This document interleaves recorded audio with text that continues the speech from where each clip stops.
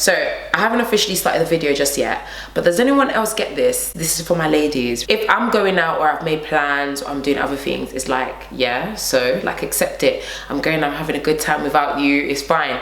But then when the guy makes plans without you, you feel some type of way. Is it just me? I don't like it when Bae has plans without me. Why is he laughing and kikiing without me? Like, that doesn't even make sense.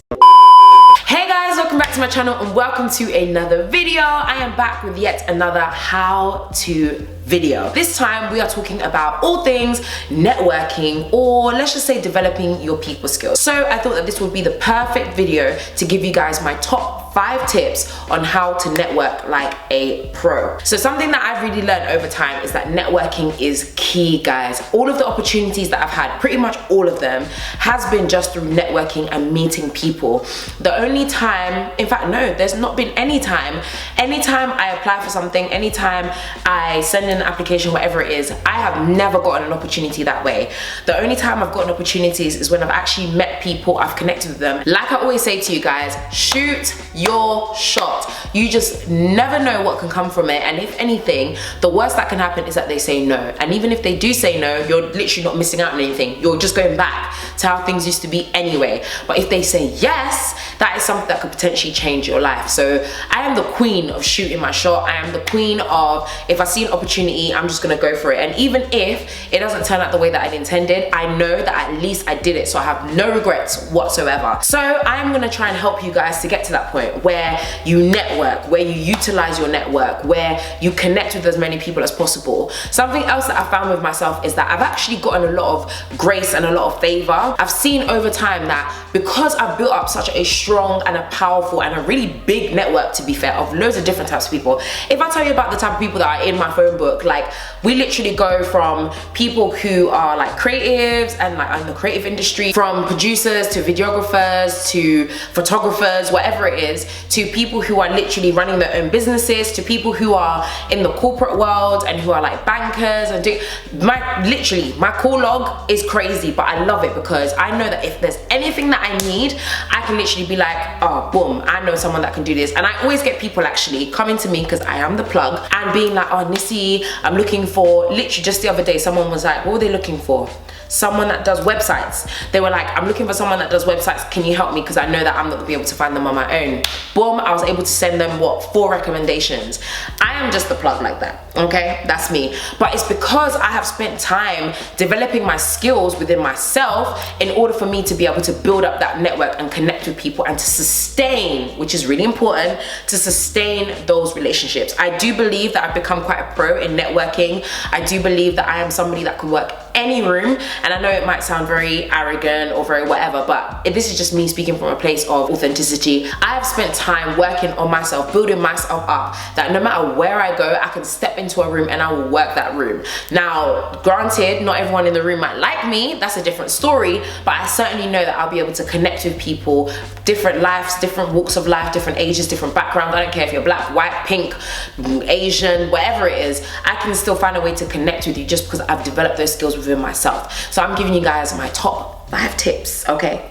Top 5 to help you guys out so that you guys can become pros when it comes to networking as well. So let's jump straight into it. So tip number 1, numero uno, it is work on yourself first. Now I know that sounds quite cliche. It sounds like, oh, well, of course you're gonna say that, work on myself. I've been working on myself for like 5, 10, 15 years. I still can't seem to get this whole networking thing, but the reason why I say work on yourself first is because I have come to understand that I would not be able to go and have so much confidence to go and speak to people if I did not take out the time to develop me first. If I didn't take out the time to get to know me first, which you guys have probably heard me say in previous videos where I talk about going to the university of you. Do you know what you like? Do you know what you don't like? Do you know what you're passionate about? Do you know what your purpose is? Do you know what your destiny is?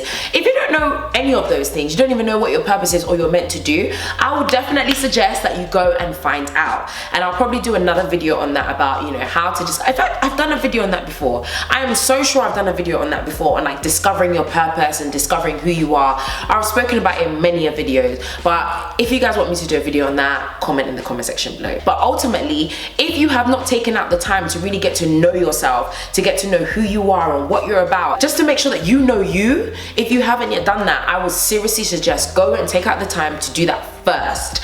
Develop yourself first. Get to know you. Become confident in who you are. Even if you're in a friendship group, maybe, this happens quite a lot, where one of your friends is doing incredible, amazing, they're up there, they're doing all of these incredible things, and you feel like you're kind of like down here. Don't ever look at it like that. And that's going to connect with the last point that I'm going to make, which is number 5. But don't ever look at it like that. Don't ever see it as like, oh, I'm less than. No. The fact that you're here, you're present, you're alive, you're well, you are skilled. There's something that God intended for you to do because you're breathing. The fact that you're alive, it just means that there is something that is destined on your life, but it takes for you to go out of your way to go and discover that. So please take out the time to develop yourself first, even if it means in the physical sense, in the mental sense, and you need to go, I don't know, wherever it is, you need to go and do an extra course because you know that you're interested in a particular subject, but you're not very well versed in it. Go and do that. Even if it means you need to take out some extra time to, I don't know, whatever it is, do a course or do this or do that. Whatever it is, invest in yourself, which is why I always encourage people, and I'll say it time and time again, for people to come to our power classes. Our power classes are bi-monthly live events which are dedicated to helping you reclaim your power. It gives you the chance to reconnect with yourself. It gives you the chance to block out the whole of the rest of the world and to actually focus on, what do I want for me? How can I do better? How can I be better? How can I be in a room full of like-minded individuals who want to connect? How can I just ensure that I am present and I am doing what I need to do in order for me to literally live at the highest possible standard and be the best version of myself? That's what the power class is all about. So if you know that you need to invest in yourself in that way, come to one of our events. I promise you, I guarantee you, you will not.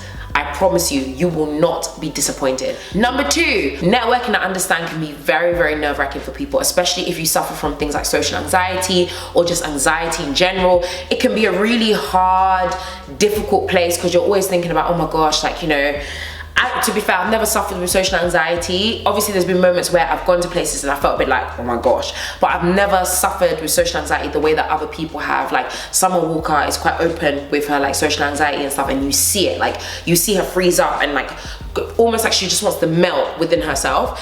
I have never been to that degree or that extent, but I certainly understand people that, you know, go through that. This is like the best trick ever when it comes to networking. Flattery always works. Or in other words, find a common ground. You know, that's just a nice way of saying it, but ultimately what I'm trying to say is that flattery always works. So when you step into a room, the way that people network, a network is basically a relationship. And how do relationships start? Is through a connection or through an initial comment or through conversation. Now, if you feel like you don't really have anything that you want to even say to that person, you're not 100% sure of what to say, you've maybe just kind of even stepped into a conversation, flattery always allows that barrier to be broken down. I have recommended this a lot to my clients. So you guys know that last year I was doing a lot of confidence coaching, which I put on pause for a little bit just because I was working on some other stuff and trying to create some structure around me being able to help you guys. But one of the things that I always used to talk about when it came to my confidence coaching clients, I always used to tell them, if you ever are in a situation where you don't know what to say, you're feeling mad awkward, you're feeling super stressed, just compliment the person. And normally what happens is it opens up a conversation. So for example, I'm going to do a little bit of role play for you guys. So if I lean to this side, I'm person A. If I lean to that side, I'm person B. Okay, so person A comes along. Oh, hey, how are you? My name is Lisa. How are you doing? Oh, hi, my name is Abigail. I'm really good, thank you. How are you? I'm really good, thank you. Oh my gosh, I really love your shoes. I'm not gonna lie. I was standing on the other side of the room and I don't know, I just noticed your shoes straight away. I think I've got a pair like that at home. Oh my gosh, thank you so much. They're actually from Primark. They weren't even that expensive. No way, Primark. How much were they, if you don't mind me asking? They were like £10, like 40, like literally they were like £10, not if even that, but they're so cheap, but they're so comfy. See what I did there? You start a conversation just out of complimenting, and sometimes guys, it might even be that you might not even see anything that you like about that person, but I'm not gonna lie, just draw something out and just be like, oh, I love your jacket, I love this. And then if, for example, they just turn around and say, oh, thank you, maybe you can go a little bit further and say, you know, oh, where did you get it from? And even if, for example, you read that that person's being very cold, because yes, there have been occasions where I've gone to people at an event and I've started talking to them and I'm giving them energy and they're giving me back like bad vibes. They just no, the conversation just went, I'm not gonna cry about it. Yes, it might feel a little bit awkward in that moment, but did I die? No. So I'm just gonna be like, okay, well, it's really nice to meet you, I'm gonna go and get a drink. And that's normally the excuse for a lot of the times when it comes to networking. Just say, I'm gonna get a drink, and then you leave and you go and talk to somebody else. So try it out, flatter that person, flatter your way into their heart,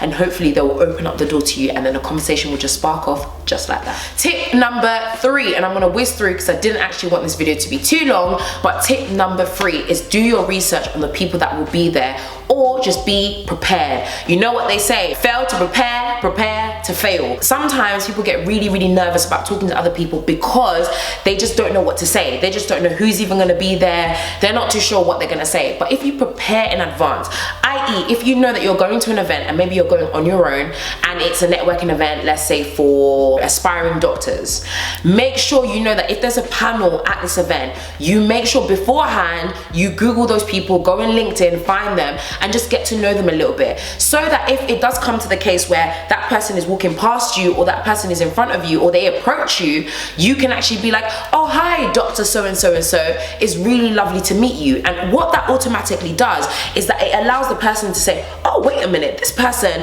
took out the time to actually remember my name, so it must mean that they're invested in me. And that's what good networking is all about. People want to feel as though you care about them, as though you are invested in them. So even for example, that whole shoe thing, it was about you basically flattering them to be like, I'm invested in you, I'm interested in you, there's something about you that's drawing me to you. That's exactly how you need to be in terms of being prepared. So go in there knowing the names of the people that are going to be on the panel, or the speakers, or the keynote speakers, or whatever, or even knowing the types of people that will be in the room. Maybe you'll go on there, I don't know, they might have a Facebook page, and you might see people like, yeah, can't wait for tonight, can't wait for this event. Have a look at some of the people that might be there, not in a weird, creepy, trying to stalk people way, but just in a way to be aware of the types of people that are going to be there. Now I'm going to speak especially for people who are black or who come from minority. I hate that term so much because it just lumps us together, and because we might be a minority in this country but we're actually a majority, for example, across the continent of Africa. But minority or BAME people, hate it again, people that are maybe black or Asian or whatever it is, I'm even speaking to you guys. It's always good to be prepared about what to expect in a room, because sometimes I know the feeling of when you go into a room and then you're like, oh damn, I'm the only black person in this room, and sometimes it can throw you off because you feel a little bit like, oh, I was a bit unprepared for that. And for all the people that are like, well, why should it even matter? It does. And for all the people that are like, oh well, we don't see color, we do. So maybe just check who are the types of people that are going to be there. Is it just going to be an event where there's going to be loads of white people? Okay, cool. I'm not saying don't go, I'm just saying be prepared, so that you don't go into the room and feel like, because a lot of people get that, where they would go into a room and because they don't see anyone that looks like them, it puts them off, and so they retreat into a shell and they just feel like, oh, I can't be myself, or people are going to be judging me, or everyone's going to be looking at me. Whatever it is that goes, you know, goes through your psyche at that moment, you want to kill that in advance. So be prepared as much as possible. Even if you want to and you want to be extra prepared, just have 3 questions ready for example, that panel. If you know that there's a particular person on the panel that you would love to ask a question to, and for example, you get an opportunity to do a Q&A, that's again another way of engaging the person and making yourself memorable. Maybe, you know, you're going with the intention because you're like, I want to connect with this person because I want them to be my mentor. You need to understand that there's probably 20 other people in that room that are thinking the exact same thing. So what will you do to stand out? So you need to do something. You need to do your research. Maybe it's the Q&A section and you stand up and you say, hi, my name is so-and-so.